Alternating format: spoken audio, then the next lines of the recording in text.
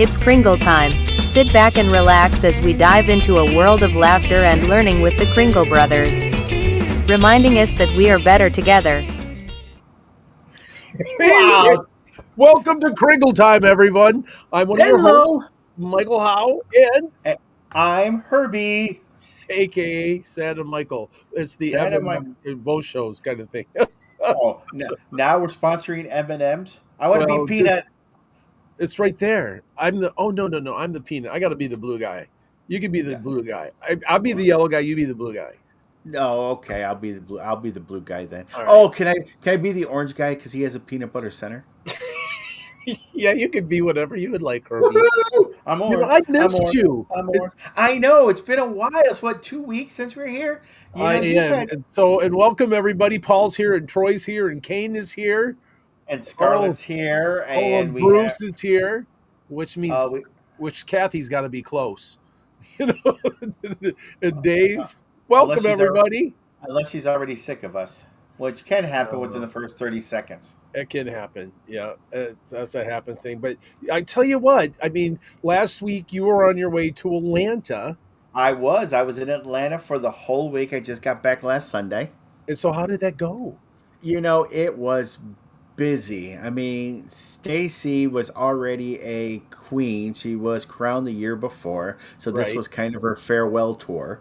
And they worked me. Oh my goodness. I did everything from decorating and blowing up balloons and building centerpieces to running security, taking ticket admissions, Wow. being a prop on stage and running a photo booth. No, I was going to ask you about the prop on stage. Did they do the thing with the husbands again, having to do a little No, catwalk thing? they didn't do that this year because I think I would have won it again because I was the youngest guy there, Oh, except for a oh, couple boyfriends. But they were too cool to get up on stage. oh, For those that don't know this story, last year they brought the husbands and boyfriends and brothers up on stage, and each one of the queens got to pick which one. And the young lady who picked me was in for a whole big surprise because I don't like to lose. And so I took her earrings and pierced my ears on stage. oh, you got to be kidding! Oh, I forgot about the Oh no. earring. Yeah. Nope, I pierced it twice with the earring, wore both in one, and the holes are still open. So that could explain a whole lot. I got a lot more holes for things to leak out of now.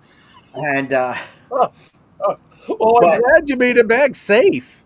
I know, me too. And it was a wonderful time. There's so many great people. I mean, I love Georgia. I mean, Carl's on with us. And yes, Carl, I was telling everybody how you took me to lunch. We moved hotels.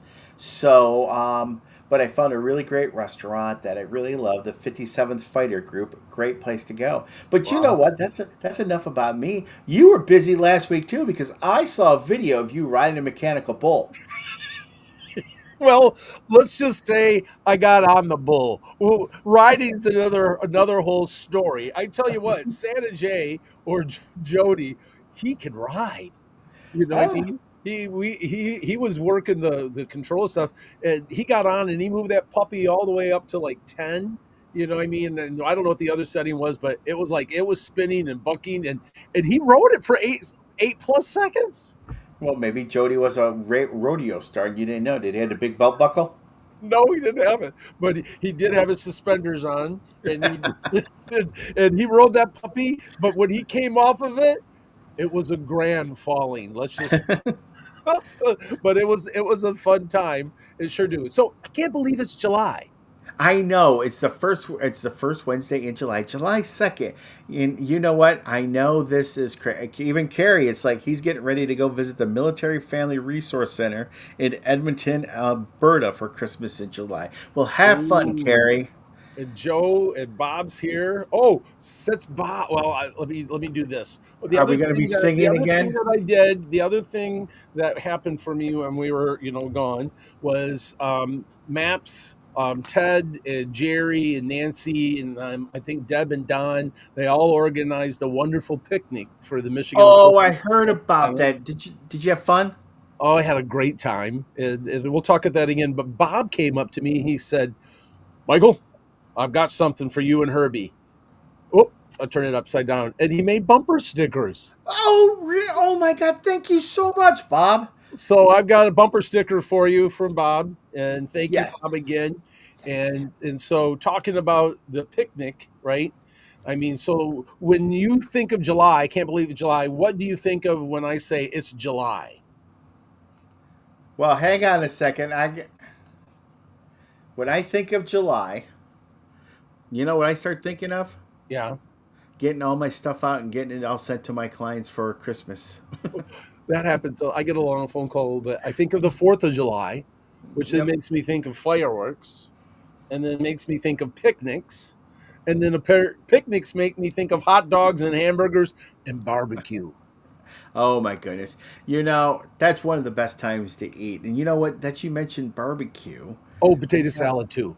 Oh, you gotta say I like doing the whole brats and stuff like that, but you know, being that I'm past military, I really enjoy the 4th of July, and my normal thing is to go see the Detroit Symphony Orchestra as they play at Greenfield Village. Oh, nice. And so you get to watch fireworks and listen to the symphony. It's a great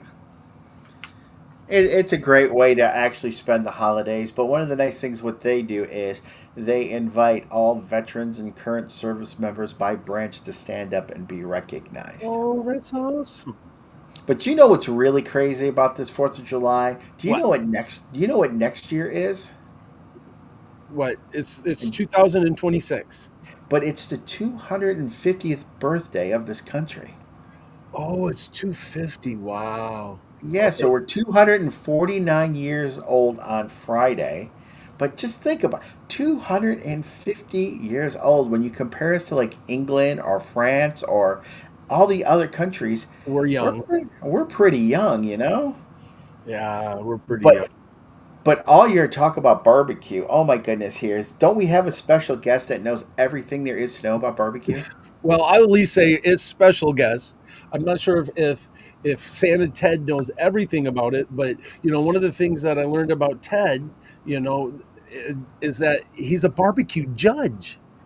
Oh, that's got to be So fun. he goes to barbecue events and he judges barbecue. So I thought, what, Christmas in July, picnics and barbecue, that it would be fun to have Ted, Santa Ted come on and talk about barbecue a little bit because I don't know too many Santas that don't like to eat. No, I don't know any. Okay. So everyone, please welcome, if you would, Santa Ted Flynn. There he Yay! is. Hi, Ted. Hello, everyone. How are you? Oh Well, my goodness. thanks for Now, coming on. I appreciate it. You And guys have made me hungry. I know that's what I was going to say too. and we're gonna get to see a side of this your Santa that is out there and doing other things with Santa and barbecuing. Oh, I love doing other things. I love the barbecue competitions. And Michael, as you know, we love racing, and we occasionally go out there and tell the drivers they're on the naughty list. Yes, that's We can right. explain that Said, one later. yeah, said Ted and I have done. Well, Jerry's been on there too, and Ralph has helped. We've done the sound stuff for the not Martin Speedway. Oh, what's the Trenton. yes, and so Ted will always call when they're over the decimal readings of it.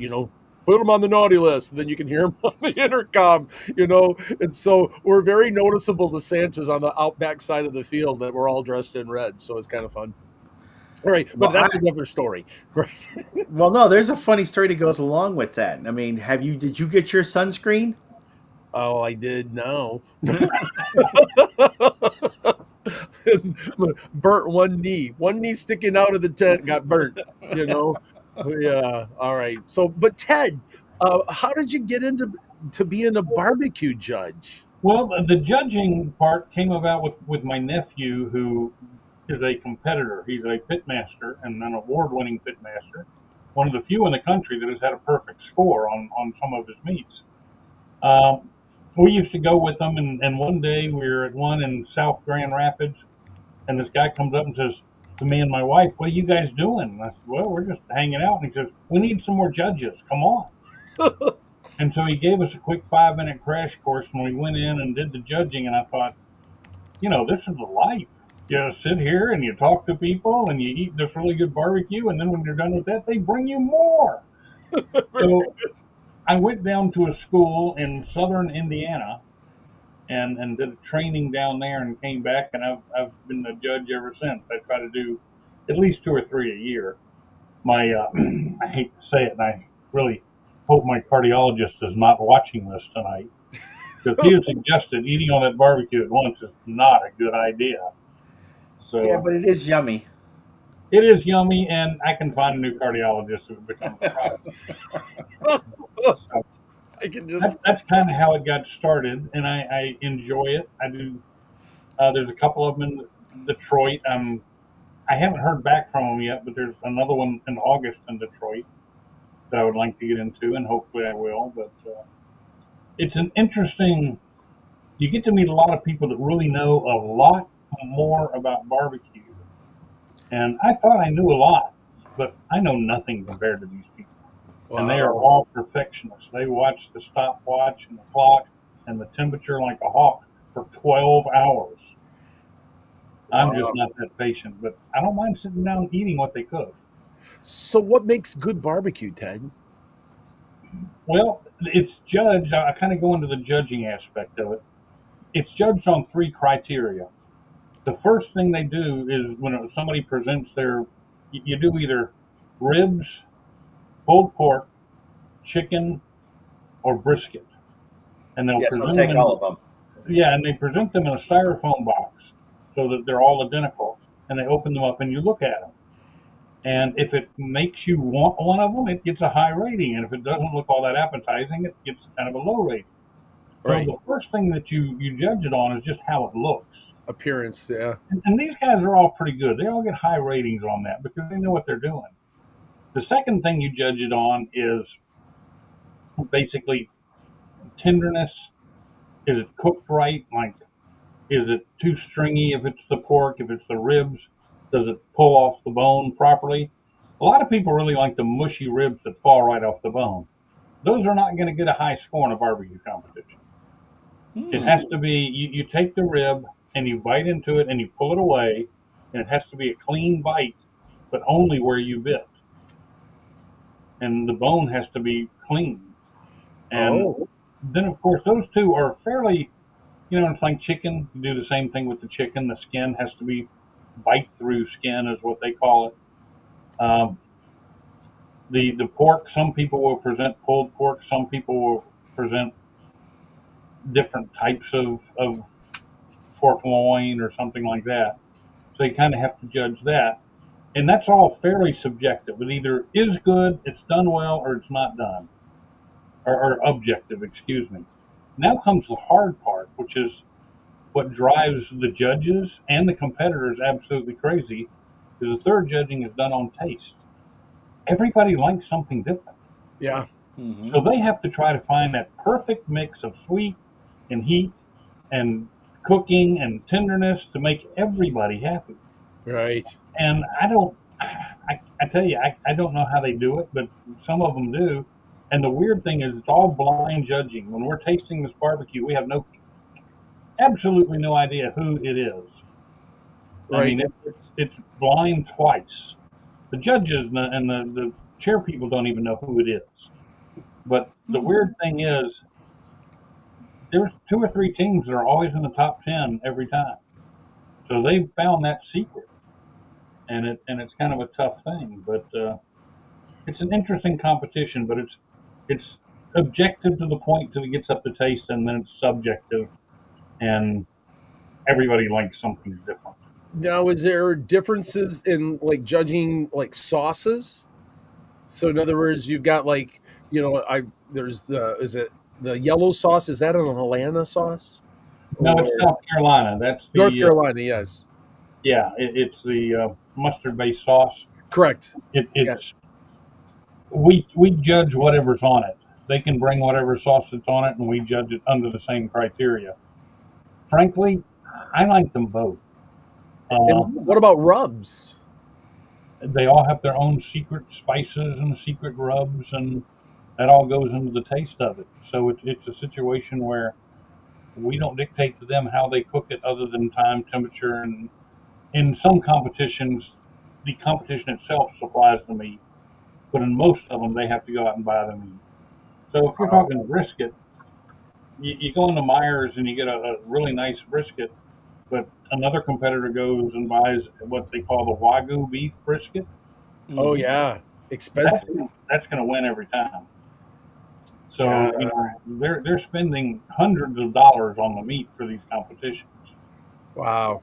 and they really want everything to be perfect, and it's also that they can get what they call a call, get their name mentioned, and they can go up to the stage. And the top 10 usually get a call, and they come up and get some kind of an award or something like that. But I So is it guarantee mainly bragging rights? there is some money involved, but not enough to make it profitable. Maybe if you're one of those top 10 teams and you go every weekend somewhere, you could make some money off of it. But All I know is the ones I see get some really big trophies. it is bragging rights, and it is you want to be grand champion. Which when you're grand champion, that means the score from all four of your meets was higher than anybody else's on all four of the meets. You Wow. may get a call for chicken, you may get a call for pork, you may not get it for brisket. So it's just it all depends on how the scores go. So is it mainly people that own restaurants that come to do this, that they could use that as an advertisement kind of component? The comical thing of it, most of the people that own restaurants are the judges. Oh. When I'm sitting at a table, there's six of us sitting at a table, and there might be 10 tables of six. So there's 60 judges at a competition. And usually, if I look around the table, three at least at this table will own barbecue restaurants. And we can't discuss the barbecue while we're judging it, Right. but once it's done, we can. And it's kind of comical to listen to some of these guys like, oh, I'd sell that in my restaurant. It got good scores. Or what was number 12? What were they thinking? That was horrible. So I think of Chef Gordon Ramsay, what he would do at a barbecue place. Like, It'll be you donkey. That was bad. what you thinking? Yeah. the Oh, but owners the owners generally aren't the ones that do the cooking. It's the people that work for the owners that do the cooking. now fun. you mentioned when you lived in Atlanta, you helped start, which was a small church barbecue. How has it grown? Oak Grove United Methodist Church, just outside of Atlanta in Decatur, Georgia. My father was involved in a men's club barbecue, and they decided a fundraiser. It started out as a fish fry. It didn't go over very well, so they decided to move to barbecue, and they built a pit, probably about 20 feet long. We did about, I think the first year we did 30 hams, and we cooked them. They picked them, they cleaned them, they made Brunswick stew, they served them, and we ran out. The second year, a little bit more. I just read somewhere the other day that barbecue now that we started off with 30 hams at, they do 2.5 tons of barbecue every Wow. year. 2.5 tons. They feed thousands of people, and Wow. it's remarkable how it's grown. And it was really kind of comical because I grew up going with my dad, helping him do it every year. Well, I'd moved out of Atlanta and didn't go to that church anymore, and my dad up and moved to Florida. Well, the next year the barbecue came around, they called him up and said, "Hey, you want to come help us with the barbecue?" And he's like, "No, I don't live there anymore." And he said, "Why don't you call Ted? He knows what he was doing." So they called me, and I said, "All right, here's the deal. I'll do it this one year, but somebody follows me around with a book and writes down every step, everything we do." And they did, and they had a guy that followed me around, and I'll tell you, I've never been more frightened in my life when I finally went into line and got my plate of barbecue and put that first taste in my mouth, and I went, "Oh, this is good." Because You were hooked. if it wasn't, it would have been a real disaster. But and at that point, when they had gone from a 20-foot pit that held four wide, so it was probably about 4 feet wide, to four 60-foot pits. Wow. Wow.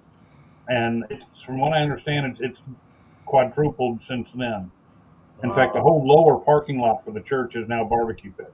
Well, I would say that barbecue in America really goes together, especially in July. Would you agree with that? Oh, absolutely. And There's so, nothing better than barbecue. But people confuse barbecue and grilling and smoking. They are three different things. Yes. three different things. Okay, help me, teach Well, me. grilling is just high heat. You throw it on the grill, you throw a hamburger, hot dog on there, and you cook it in 5-10 minutes. Right?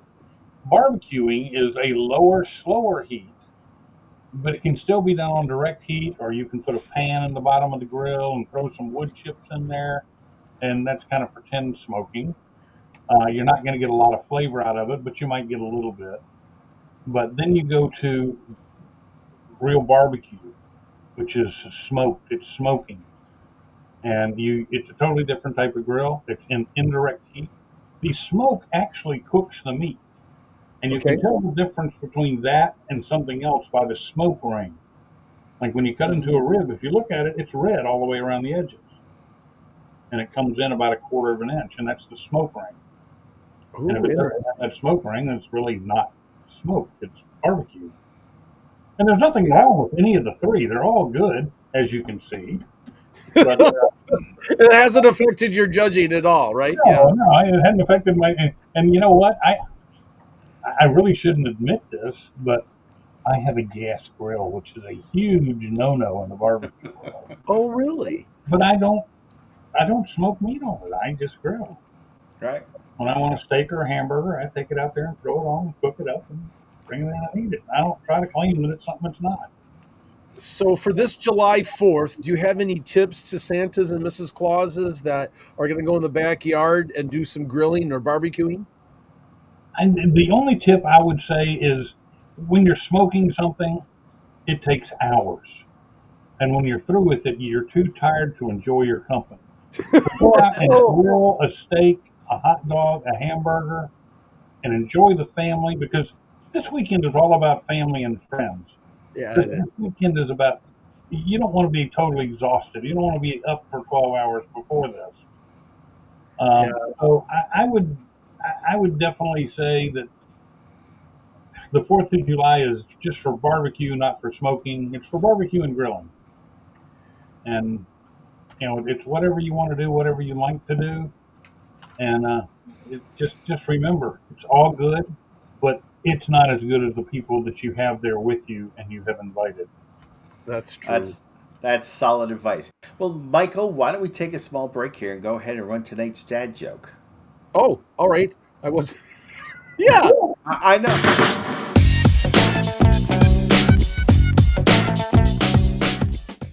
So I was walking through the woods the other day, and I actually got mugged by 6 dwarfs. Not happy.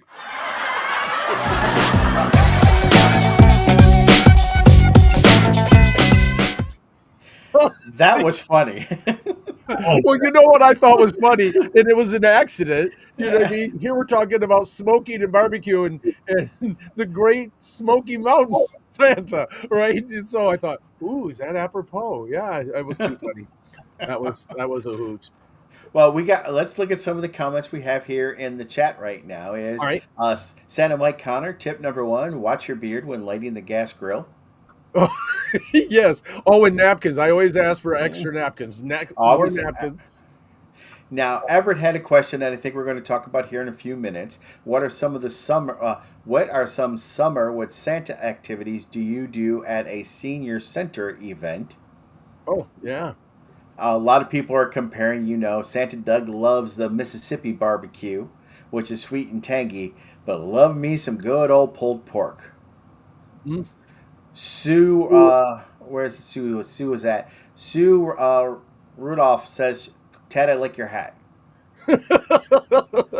Thank you. Santa chef, I like it. I know, Santa shop. And let's see, where was it at? Our Sleigh Bells Moe said, hey, congratulations. He received his thumb light and the musical pocket watch the other day, and they are oh so cool. So those are some of the comments. We'll get back to it. But you know what? While we're thinking of it. Wait. Yes, Christmas facts. I just had to, since we were talking food, I thought I would throw this one out for tonight. Do you know how many cookies that are eaten by Americans every year? Well, I do. This is not the trivia, everybody. This No, is no, just this is not the trivia question. This is just a fact. My mind, since we're talking about food, are you ready for this? Over 2 million cookies are consumed in America per year. Now, that traditionally, right, this, it's hard to, like, there's no exact science to it. So the American alone consumes 2 billion cookies, which translates roughly to about 300 cookies, all right, per person. I think I'm above average. Well, you know what? Which then I thought, okay, that's 25 cookies a month. And then all of a sudden I thought, oh yeah, Santas, I think, eat 25 cookies a month. Oh no, Could be more. Santa's probably eat about 150 to 200 cookies just in the 6 weeks of Christmas. And I got that information off the Julius American Cookie site, just to let you know. And I also read that same information from the Cookie Elf site, so that's just to let you know where I got it. I just thought that's a lot of cookies. Was that Keebler? No, it wasn't Keebler. But Keebler does have those elves. Of course, if they're not going to work at the North Pole, they do. I think they do work for Keebler. Man, they could. You never know. You never know. All right, now let's see here. Don't we have a poll? Oh yeah, we could do this. So in other words, let me now in your comments, you're gonna just put. You don't have to write yes or no in the comments. You're just gonna put a hashtag. That's that little pound symbol, right? Which is on number 3, Shift key 3 on your keyboard, right? So you're gonna choose pound 1 or 2, and let's see if this works. So we're bringing the poll up right now. Yeah. And So go ahead. do you do Christmas in July events? So in the comments, if you do, just put a hashtag 1. Oh, someone voted, it worked. And then if you don't do any Christmas in July events, just put a hashtag 2. There you go. Well, I voted. You voted. We got that. There we go. We got another vote. Yep, Jerry says yes. Oh, we got some no's. There we go. Now I do see the no, but how come the no are? Oh, there we go. It's a little bit of delag. It's a little bit of delag. It's a delag. Excuse me, master. My leg is delagging. Oh my goodness. So a lot of people do. Well, look at people are going on there. A lot of people are doing Christmas in July more than the no. That's awesome. Well, Cool. Yeah. So okay. So Herbie, what kind of Christmas in July events do you do? Well, I was going to ask you that, but anyway. I can go over my list. I know my list. But what I know. about you? Me, well, I do some photo sessions. I do some beach photos with a photographer, and I even have a little like sand-colored snowman I bring. I've thrown out the first pitch at Major League Baseball, and mostly I'm got scheduled to go to Great Wolf Lodge there in Sandusky, Ohio, to spend the day walking around the resort, taking pictures, telling stories, and getting a little bit of pool action going on. Awesome. And how about you there, buddy? Well, I'm going to go back here so we can get Ted in on this too. Right, we do have to get Ted, but you know what? At least we know the poll. So it looks like right now the poll was going pretty strong for more people are doing it. In other words, some of the things that I do in events, which is interesting, because then I'll bring up the history. I looked up the history of Christmas in July. In at least on the west side of the state here, we have tons of campgrounds, right? Mm-hmm. So I literally have. Well, this year I've got 3 shows at 3 different campgrounds, right? So they're having me come in and I do my Christmas show with them. And I really love Camp Cadillac because when I come in, they put me on a golf cart and the kids all dress up their bike for a parade.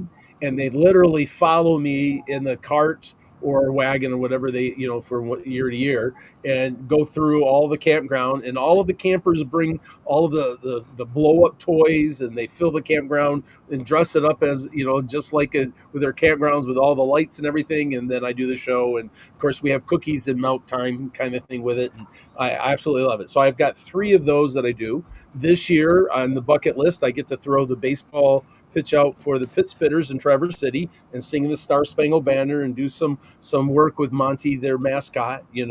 I also have done photo shoots, Christmas in July, and I've done Christmas in July golf outings. There's a fundraiser that Santa comes in and welcomes everybody, and they use the golf outing to raise money for the county, that they give it out to families in needs that can't afford Christmas. And so I'm part of that fundraiser, and a golf outing too. So, and then libraries, I'll do some library shows. In Michigan this year, a lot of libraries the theme is Christmas in July. So I was able to get a library gig, so those are some of the things that I've done. And how about you, Ted? Do you do any Christmas in July events? I used to do a few. I don't do any anymore because I'm kind of my mobility isn't what it used to be, and a campground you got to be able to move around, jump around with kids, and I don't want them to see me in that state. But I've done the campgrounds, probably some of them that even Michael is doing now. My favorite used to always be I would go over to Saginaw and do SBRC Okay. with them because they host us at our Red Sioux Conclave. Red Sioux Conclave, and we wanted to make sure that was kind of part of the payment of it, and it was always a lot of fun to do that. But Yeah. summertime events are a good thing, so if you can get them, jump on them. Great for kids. Now, I was interesting that do you know how Christmas in July got started, Michael? Well, I can read it. It's in the script. Yes, yes, it is. And I did write it in the script, didn't I? Yes, I did. I didn't realize. I was thinking Southern Hemisphere, Australia kind of thing, right? That it's winter for them now. I mean, it's summer for us. And I said, but it's an American thing. I didn't realize that. Oh yeah, no. But when you sit down and think about it, though, is when you like for Australia, even it's Christmas still falls on the 25th of December, but that would be in the middle of their summer. Right now, it's the middle of their winter, and so yeah, Well, but that's where I thought it all started, but it didn't. It was an American thing. It started in America. Doesn't mean that they don't enjoy it in the Southern Hemisphere when I looked it up. And then ever put down a Hawaiian party. HOA party, nursing home, children's summer events. Yeah, that'd be awesome. So in 1933, Keystone Camp, it's a girls' camp, was credited for holding the first Christmas in July celebration. The co-founder, Mrs. Holtz, initiated it as just a fun spirit thing in the spirit. So I've worked camps, Spring Hill camps, and different campgrounds doing different programs, things, right? And I'm thinking you're always looking for programs for camps, and what a wonderful thing. So it said in the history of it that they dressed the camp up just like they do in Camp Cadillac. They put the lights out. All the kids sang carols. They gave gifts. Santa made an appearance at the campground, and so that was in 1933. Well, leave it to a young woman to basically actually create something that's so memorable. Now, what was really fun that I found out that Hollywood then picked it up in 19. Let's see here. I get my exact so I don't mess this up. I thought it was in the 1940. Yep, I did. There it is. 1940, Hollywood made a movie called Christmas in July from 1940. Now, I did try to watch that movie before the show. I looked it up, and it was on my Prime, but it's not available right now. Of course, they said you can order it, the DVD if you want. But I thought, all right, I'll wait. Now, then Hallmark, and the Hallmark Channel starts just in a couple days, July 8th, they start their Christmas in July show. They do shows now for Christmas in July, and Hallmark Channel is going to be doing all their Christmas in July movies and shows. through that. And then they Well, do, and then one more thing, and then you can comment real quick. So the southern hemisphere, it does say Australia and Africa and different people in the southern hemisphere enjoy it because they get some chances to do some of the winter activities that are associated with it. And so they do a lot of the things at the same at the camp. They'll dress up, they do carols. Nothing stood out from my from my research on it, but I just thought that's really, I like it. It's a cool idea, especially for the southern hemisphere people. well, I mean, you make a very good point though. With the availability of streaming services, Netflix, Prime, Disney Plus, etc., this is a great opportunity for the Christmas performers to actually go and like maybe look at some of these movies that the children are talking about that you may not had an opportunity to go and see. Yeah. So this is a good way to kind of increase your world building skills and to bring up other good things that way too. And I know, like in my family, my mother loves Christmas Hallmark movies. Even though she's seen them like six, 7 dozen times, she still watches the same movies. And the funny part is you can walk into a Hallmark movie and within the first 10 minutes realize what the whole movie's about. Now, one of the things that I love about doing my show Christmas in July, so it's just three, I have Hmm. three of them that I'm doing, right? Is that new material that I want to, do for the like season. Like I think I've got them here. Like here, I'll grab these real quick. This is being introduced this year. My noisy reindeer. All right, here's my noisy reindeer. I got three of them. So I've worked on the noisy reindeer. All right, and so I'm gonna give it, knock on wood, the 19th will be my first performance with them. So it gives me a chance to, do like a dress rehearsal with things that I want to introduce in December. And so that way, oh, that didn't go over well, let's rewrite the script or let's rewrite something. So I love Christmas in July because it gives me a chance then to work on new material, so that way I have a little bit more foundation when I move into December. Well, not just, I mean, you work on stories, you work on props, you work on stage presence. This is a great opportunity to basically be performing all the time and to basically always keep those performing skills top notch. Yeah. So wow, it's So already 22. I know, and we still need to run our Let's contributor commercials. let's run a little bit and give some thanks. All right, ready, here we Yes, go. we will.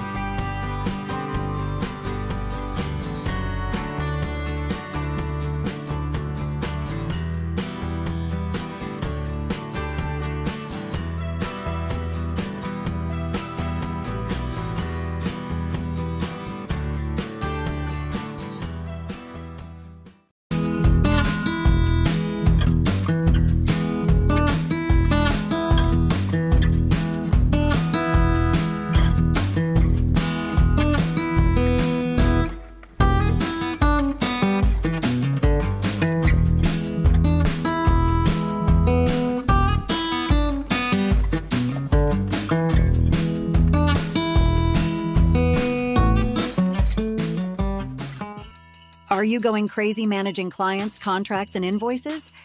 Kringle Tracker is here to help you. Stay organized with ease. Keep your sanity in check with Kringle Tracker's intuitive tools to effectively manage your schedule and clients. Our seamless, customizable contract system allows you to tailor your contracts to you and your clients' needs. Prepare for tax time like a pro by tracking your income and expenses and generate reports to make it a breeze. Transform your claws business by signing up for a free 20-day trial. Kringle Tracker was created by a Claus for the Claus community so you can focus on making magical memories for your clients. Head over to kringletracker.com and sign up for your free trial today. You We're know, back. as we brought on the as we brought on the commercials here, we did have one comment, and I was just trying to locate it really quickly here. Bear Yeah. with me because it might be on my phone. but where did it go? Ooh, Uh, Kevin uses a dunk tank at an event with kids. you Oh, know, dunking Santa. That sounds so much fun. the woman who actually bleaches my hair asked me would I be available to do that. She has a competition with other stylists, and they thought it would be kind of fun to have Santa in the dunk tank for half an hour because Oh, all those kids and all those people who didn't get what they wanted from the what's that? The Easy Bake Oven or something would love to actually get even with Santa. yes, Santa, I didn't get the gift I wanted. Whoosh. So, Thousands of dollars raised by Santa Herbie. Yes. oh, with my mouth, yeah, people would just get angry, angry, and more angry. So, Oh, wow, I can't believe that. That would be a fun thing. but what I was trying to go for is somebody posted in the comments, and I can't find it right off the top of my head right now, that they contacted Roger and they simply love Kringle Tracker. Oh, So wonderful. that's a good way too. And you know what? We've had some wonderful individuals out here. Santa Kevin, who actually said that, he does campgrounds. And then Santa Jerry also said Hallmark is already doing Christmas movies. And Walter Kaufman, Hallmark and Great American Family Channel have been doing Christmas movies all day. Yes, so they've started it early. Maybe the new when I read that on the 8th, maybe that was their new releases, the new shows. Maybe I don't know. Well, usually what they do is like I think it's every Wednesday or every Saturday on the Hallmark, they do release a new one. So maybe what you're looking at is the newer ones, but they probably run all the movies all week long or all month long. So, Well, you know what? On our trivia question today, Ted has influenced this question, um, and so we should probably give an opportunity so we can give out a wonderful prize. well, just remember what the rules are for the prizes. Let me make sure I get those right. Now, Now, with these is if you have won within the last 65 days, then you unfortunately are not eligible to basically receive a prize for this trivia. Also, unfortunately, we cannot ship to Canada or overseas. So, unless you are very fortunate to have somebody that would take the package for you here in the United States, you will also be ineligible for the prize for today. Did I cover all the rules right? I think so. All right, here we go. Well, that was a heart. Or, Santa's Closet has been committed to providing unique, high-quality accessories for Santa, Mrs. Claus, and the entire Claus community. Our mission is to deliver exceptional customer service and outstanding value, offering competitive pricing and a wide selection of products designed to enrich the Claus experience. Thank you, Scarlett and Wade, for helping us out. So here's the question. All right. How many new Christmas trees are planted in the U.S. every year? Every year, new Christmas trees. The brand new New. ones they harvest. We're not asking how many they harvest. How many new Christmas trees are planted every year? This was one of the questions at the barbecue. Oh. So that's why Ted influenced this question. And Oh, so, are you you want watching the comments? I have the answer already. Oh, how did he find that so quick? Oh, Bob, 2 million. Well, that's a pretty good guess. Can you imagine 2 million Christmas trees? 4 million. Kevin says 4 million Christmas trees. Yes, but we already got the answer. I know, but it's just so fun to listen to I know. Well, we got everybody. Well, I'll be honest with you. The answer is 73 million trees are planted every 73 year. million. And then when I looked it up, it's like a tree takes like was it 7 to 9 years for harvesting. Wow. So they plant. So the trees they would plant this year would not be ready until 2034. Or 20 for 35 or 30, yeah, right around in there. Wow. So in other words, so many because they rotate that crop. I mean, can we call it as a Christmas tree farm? Is that a crop? Yeah, I would think it would be a crop. It's a plant. Can we call it a crop, Ted? Absolutely. Perfect. That's And I'm awesome. surrounded by them in West Michigan over here. I mean, so that's like so many trees. So cool. All right, comments. Our, Back to the comments. So, well, if you've won, all right, well, our what winner was is because they came across on YouTube very quickly. Is our Hove or Charlie? So Charlie Hove. I was just checking to make sure he did not win any other time. Nope. So yes, that is our winner. Jenny Kringle came in like a few seconds after. So so it was Jenny, close. you were so close, but Charlie, please go ahead and email us at kringlebrothers2@gmail.com with your address and your shirt size so we can forward that to Wade and Scarlett so they can send you out something special. That's awesome. We appreciate it. Thanks so much for Wade and Scarlett. I can't wait to visit with them. Oh, Um, well, speaking of which, how are we going to go see them? it's in August, and so I'm looking for a second weekend in August. And yes, so but do us a favor, right? If you like the things that we're doing on Kringle Time and the sharing and the encouragement, would you please like us on Facebook and follow us on YouTube, which is really important. And then more important is to share it. I mean, sharing is caring and all of the things because we truly believe we're better together. And so if you'll share it, say, hey, listen to these guys. We're a wonderful price, absolutely free. My favorite four-letter F word. Mine too. But And you know so, what, though? Each one of you out there may know of somebody who may just be breaking into being a Christmas performer, whether it be an elf, a Mrs. Claus, or Santa. Share with them this wonderful time, and together we're better. yeah, And we that's are. the most important thing. So as we get ready to close here, because I think we still have about 10 more minutes, Yep. And let's Kane confirmed that it's 5 to 7 years on the trees. 5 to 7 years. Well, we also have another event coming up for all those. Yep, we're better together. Thank you, Ted. That's an awesome button right there.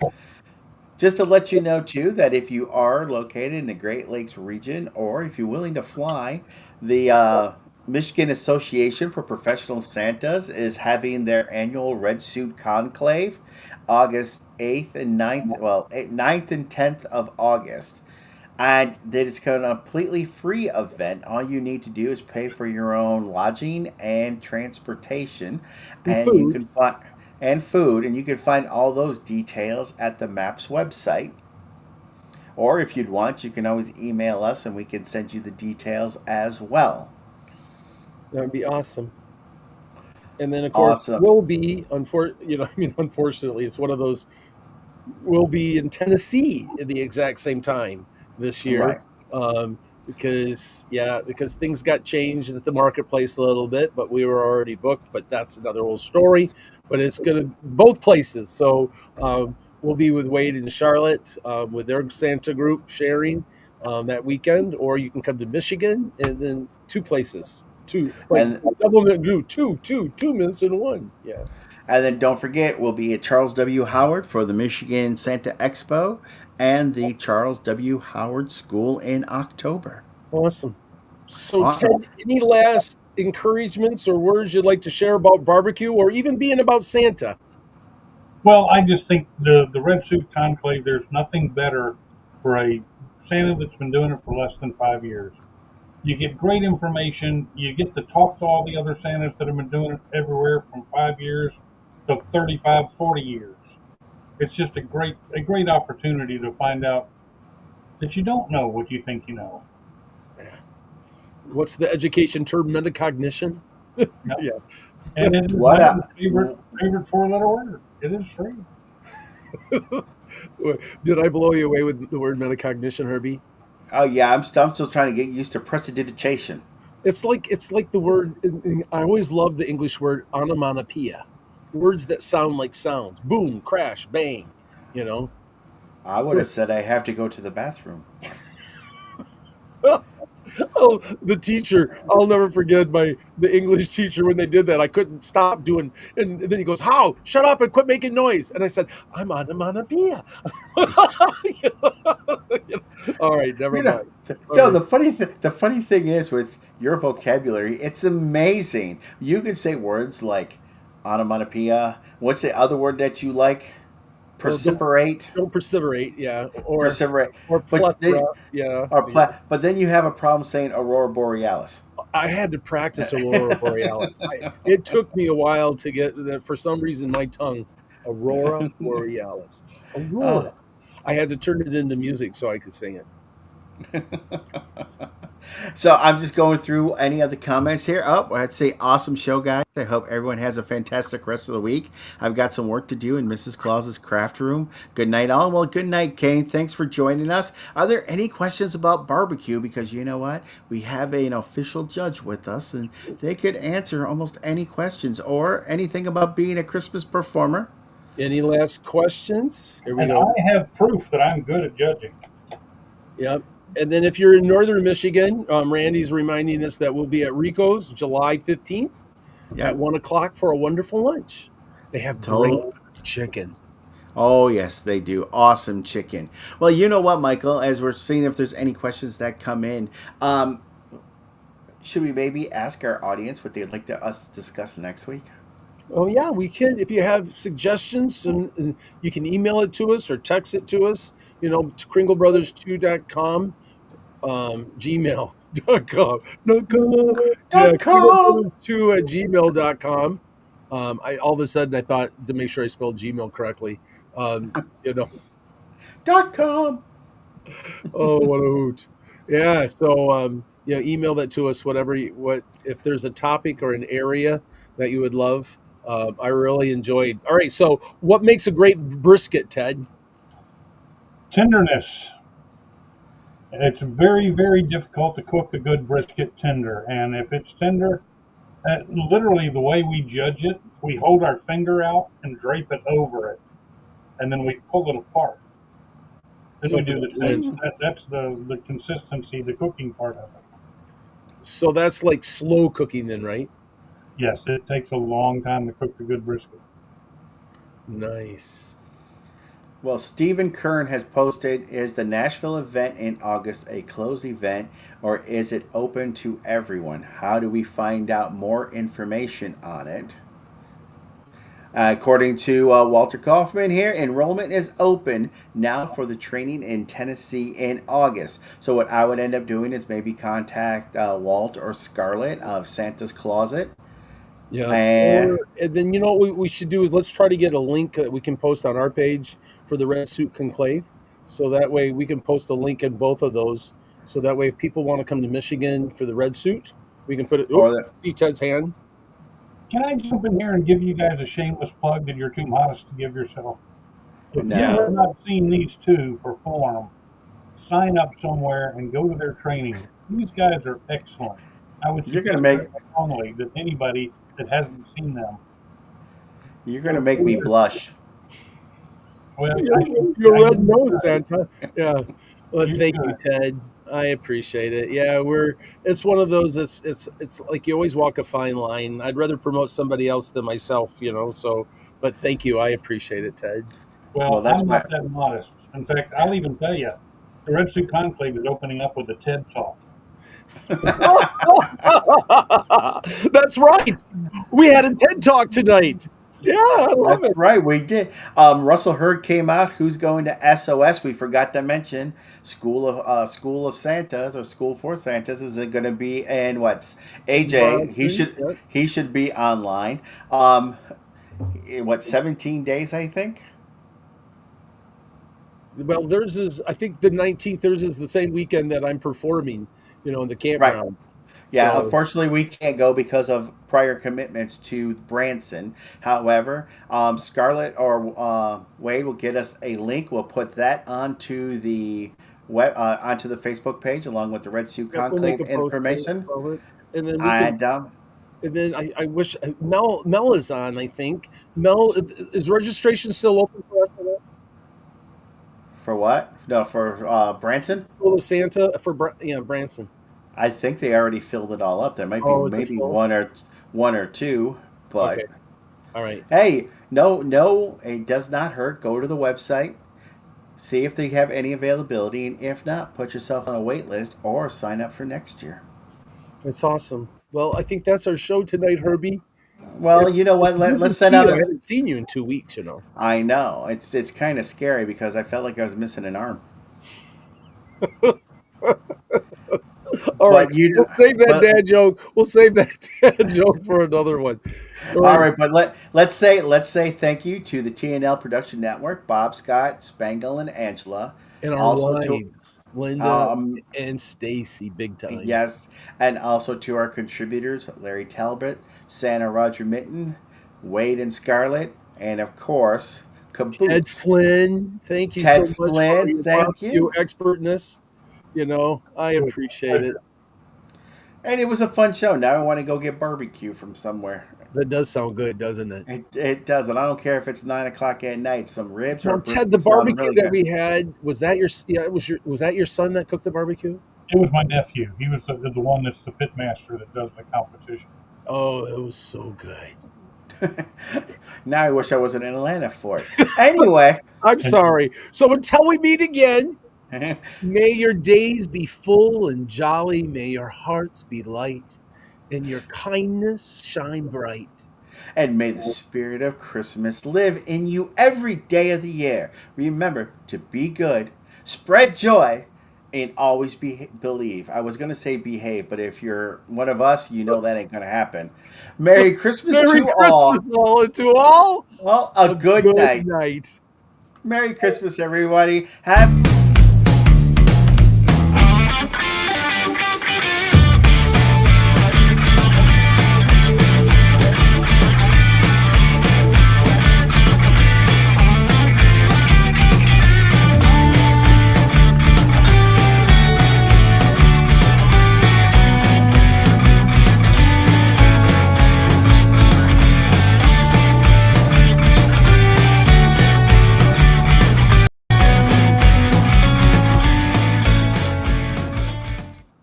Whoop, we're back. We We made are it to the back. afterglow party. Every time you say that, I think we should have like turn out all the lights and get big glow sticks and just start raving. You're too funny. Ted, do you I have had a to dad joke turn to the start us lights on. It got dark here. Guys, thank you very much. This was an absolute blast. I enjoyed every second of it. off? It was nice to talk about something different than being a Christmas performer. We made a bunch of people hungry, so our job is complete. Yeah, it Well, was. I didn't want to say it on air, but We're still on air, Ted, just to let you know. Oh, okay. It was nothing bad. It was just your idea of what to do next week. I think it would be good to have some other Santas on talking about some of the things that they do in the off season. I Okay, like that's that. a good one. That's a Like we good do the idea. races, we do the barbecue. There are probably some very interesting Santas. Oh yeah, God, I can't think of the guy's name from Toledo, Ramps. Do you oh know yeah, who he right. does? He restores Cadillacs Yeah. in the Fillmore Museum. And well, we have a laser engraving Santa here too. So So that sounds good. I like that idea. So if you're still watching and you would like to share some of the things and hobbies that you do outside of Christmas, we would love contact us. We hopefully we can get things done, and we'll all see you soon. See you next week. bye bye everyone.